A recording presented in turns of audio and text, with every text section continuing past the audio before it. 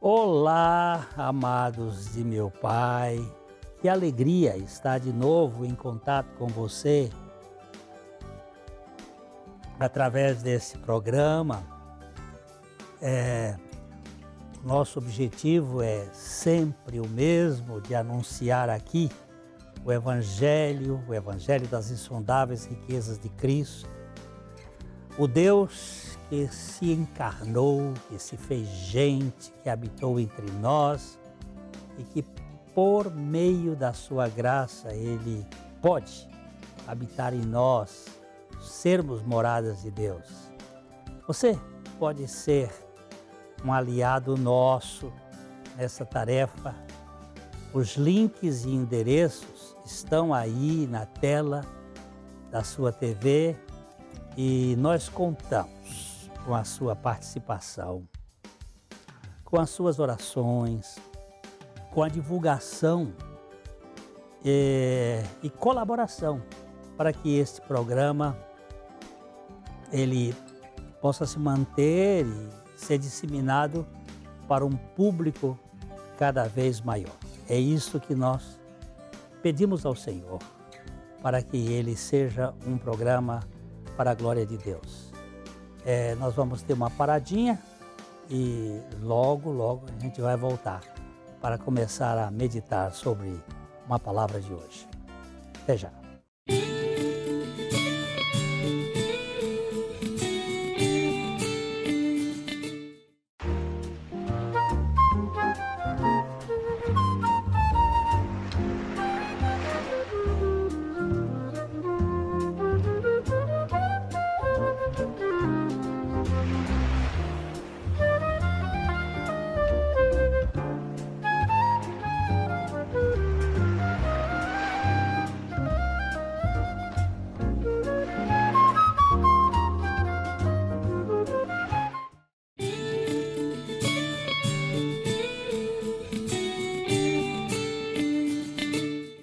Retornando, vamos aqui pensar um pouquinho hoje em algo como que promova a unidade da igreja pela obra da cruz. A igreja é a reunião dos escolhidos de Deus. A palavra eclésia significa chamados fora e chamados para um propósito. A igreja tem um sentido de uma escolha que Deus faz. Não se trata de mero aglomerado ou um ajuntamento de pessoas, de sujeitos que tenham os mesmos ideais. Não, a igreja não é um clube da elite, nem um sindicato de operários padrão, ou uma sociedade secreta de gente especial. Nada disso. A igreja é sim a reunião dos eleitos da Trindade, expressando o caráter de Cristo em seu estilo de vida e de adoração. É a reunião daqueles que foram alcançados pela graça, foram libertos de si mesmos e agora têm a vida de Cristo a se manifestar no seu interior.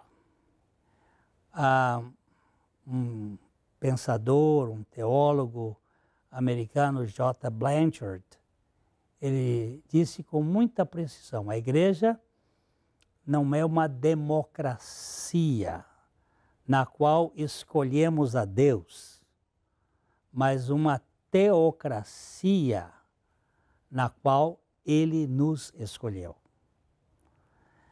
Não fomos nós que aceitamos a Cristo. Foi Cristo quem nos aceitou pela sua graça. Foi Ele quem nos moveu a Ele mesmo e nós o recebemos por causa da sua suficiente graça. Portanto, a igreja é o encontro comunitário da família de Abba. Abba é o termo que Jesus usou para definir a ideia de pai. Nós temos um pai. A igreja é uma família, é uma comunidade familiar que tem uma genética, que tem um DNA, o DNA do seu filho. Somos um povo que foi constituído pelo próprio Deus. Trata-se da comunhão relacional dos filhos do Altíssimo, patrocinada pela unidade dos motivos, jamais pelos rituais e formalidades. Há alguma coisa interior que nos move.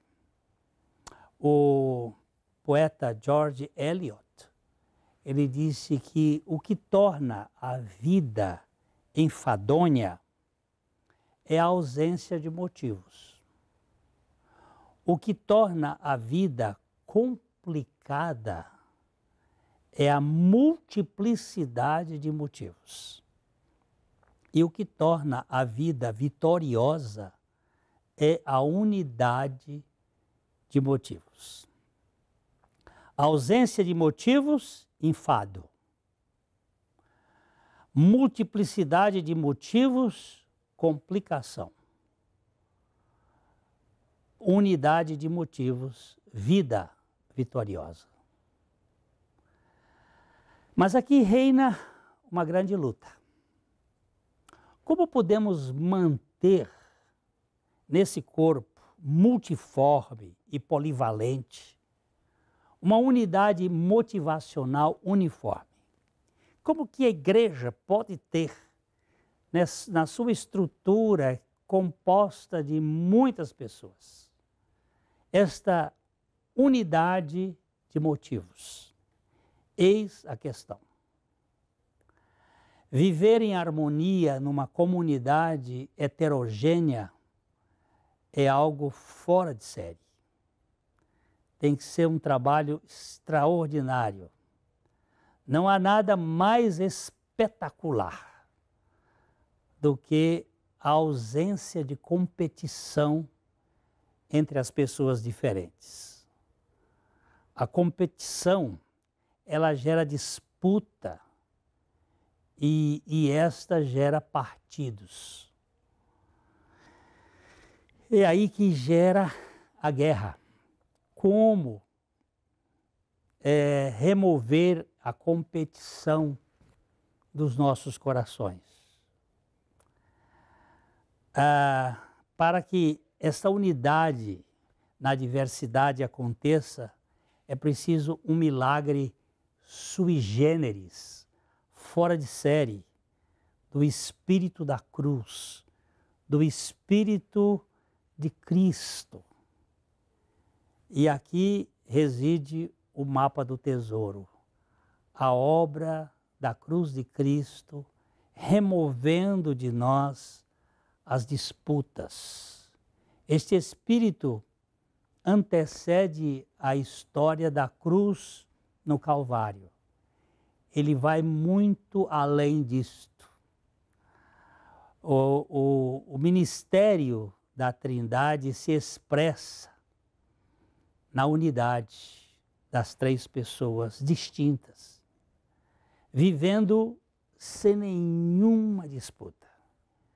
Esse ministério da Trindade eu vou chamar também de o mistério da Trindade. Como é que eles agem? Sendo três pessoas distintas, vivendo sem nenhuma disputa, sem nenhuma competição entre eles. Que coisa mais linda! Mas como pode conviver um trio, triuno, sem trincas e tridentes, sem guerra, sem nenhuma disputa entre eles. Como que pode? É aí que entra a minha compreensão limitada. Só o Espírito da cruz agindo no seio da Trindade. Por isso que eu acho que a cruz, ela antecede qualquer ideia da criação, que é a ideia da comunhão. O que caracteriza a unidade na Trindade é o amor. E o amor, a Bíblia mostra, diz que o amor não busca os seus próprios interesses. O amor, ele se difunde em bem do outro. Então, o Pai busca satisfazer o Filho e o Espírito Santo. O Filho satisfazer o Pai e o Espírito Santo. O Espírito Santo satisfazer o Pai e o Filho. Então, cada um está lidando naquilo que os antigos irmãos do deserto chamavam de a pericorese, a dança da Trindade, a dança da unidade, a dança do amor, que gera esta unidade. Amar é viver em favor de. Quem ama não se compara, não compete e não comprime o objeto do seu amor. Quando eu me comparo e olho para o outro e vejo que eu sou um pouco maior, um pouco mais sábio, aí começam as competições. E depois vem uma espécie de comprimir o outro, ou oprimir. E aí não é amor. O amor não procura os seus próprios interesses. Alguém já disse, a suspeita subtrai, a fé adiciona, mas o amor multiplica o ganho para dividir com quem ama. O amor abençoa duplamente aquele que dá e aquele que recebe. Talvez você precise escutar isso outra vez. A suspeita subtrai, menos. A fé adiciona, mais. Mas o amor multiplica o ganho para dividir com quem ama. As 4 operações da matemática estão aqui. Subtração pela suspeita, adição pela fé, multiplicação pelo amor, mas este amor reparte. Ele faz uma doação. O amor abençoa duplamente, tanto aquele que dá, quanto aquele que recebe. Eu li recentemente um pensamento que diz o seguinte: é indiferente para nós o que faz a maioria das pessoas que conhecemos ou como elas passam o seu tempo. Porém, assim que começamos a amar uma delas, passamos a nos interessar no mesmo instante por essa pessoa. Tem tantos chineses no mundo. Eu os respeito, mas eu não tenho desenvolvido amor porque eu não os conheço. Mas à medida que eu conhecer algum deles e nós tivermos o relacionamento de amor, eu vou me interessar no mesmo instante por esta pessoa. Espera um pouquinho que daqui a pouco eu vou voltar para a gente continuar pensando sobre esta unidade na igreja. Isso também serve para a unidade da família e até mesmo para a unidade das empresas, dos relacionamentos dos empregados e patrões. É já já que eu volto.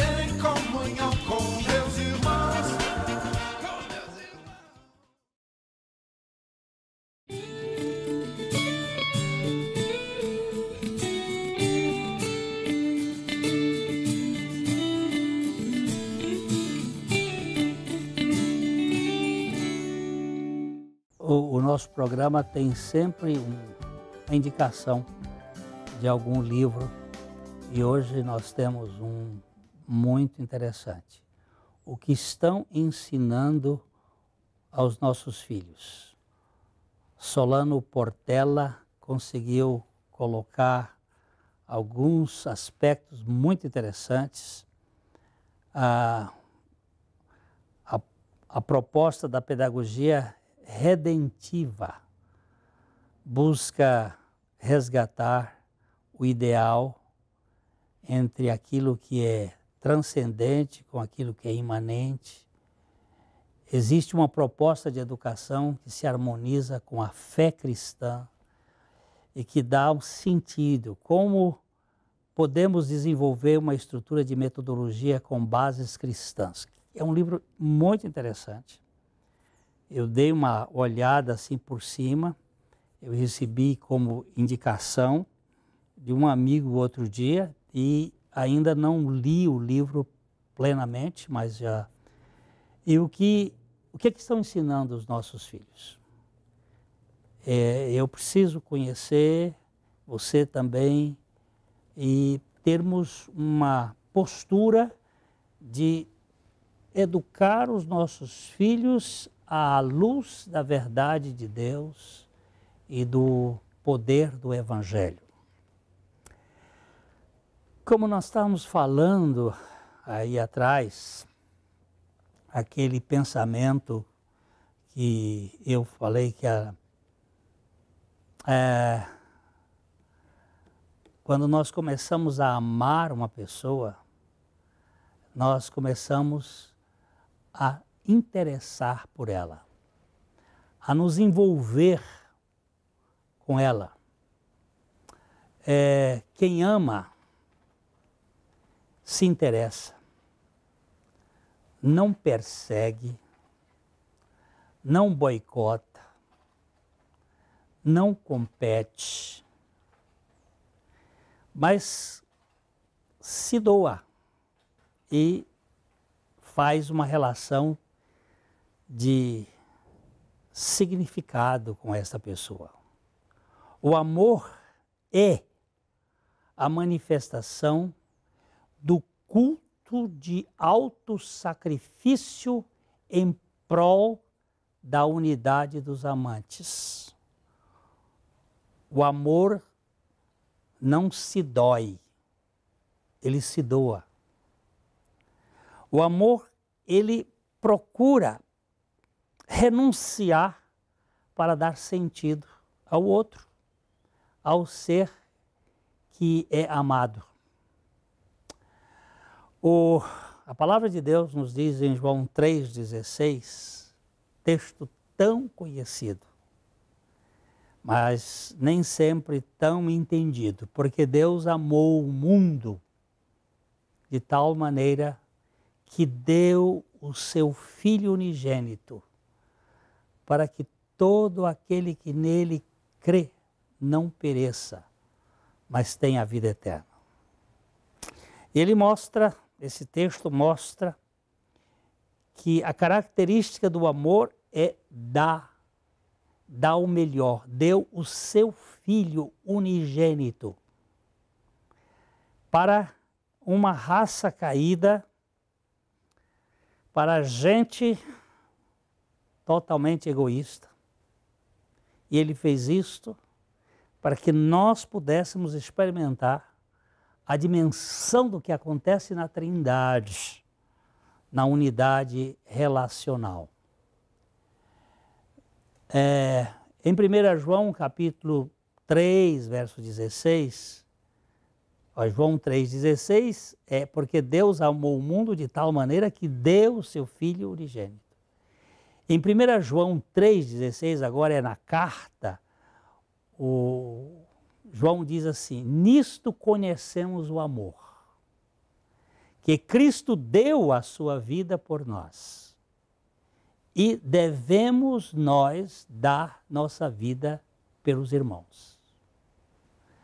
A ideia é a mesma. Nisto conhecemos o amor. Qual é o amor? Deus deu o seu Filho e o seu Filho deu a sua vida por nós. E nós também devemos dar a nossa vida pelos irmãos. Dar o nosso modo de ser. O caminho para a verdadeira unidade não passa pelas salas especiais de comissões, mas passa, antes de tudo, pelo Calvário. Passa, antes de tudo, pela cruz. Passa pela unidade pessoal com Cristo crucificado, de modo tão profundo e real que possa ser comparado à unidade de Cristo com o Pai. Jesus disse: eu e o Pai somos um. Eu e o Pai somos um. Se fomos feitos na cruz com Cristo um, estamos unidos com o Pai. Esta unidade com Cristo na cruz é o lugar da nossa libertação, da nossa competição, da nossa comparação. Se morremos com Cristo, unidade é Cristo em nós. Se A for igual a C e B for igual a C, então A é igual a B. Isso é teorema matemático muito simples. Se eu estiver em Cristo e você estiver em Cristo, se nós morremos em Cristo, se você morreu em Cristo e eu morri em Cristo, se Cristo vive em nós, aí vai gerar unidade, compreensão, relacionamento significativo.